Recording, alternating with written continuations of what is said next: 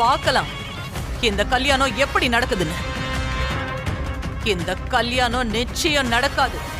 பரமனை உன் கழுத்துல தாலி கட்டுறதுக்கு நான் விடவே மாட்டேன்.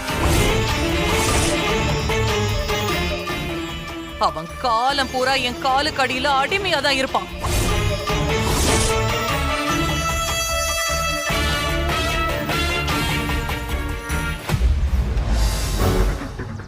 பையன் மாதிரி நினைச்சு வளர்த்தன்னு சொல்லி அவனுக்கு இவ்ளோ பெரிய துரோகம் பண்றீங்கல்ல? பரம உங்க மேல வச்ச நம்பிக்கைய பாழாக்கி அவனுக்கு துரோகம் பண்றீங்க. நான் கண்டிப்பா பரமனை உங்ககிட்ட இருந்து பிரிச்சு கூட்டிக்கிட்டு போய் நாங்க 2 பேரும் சந்தோஷமா வாழ்வோம். அதுல எந்த வித மாற்றமும் இல்ல.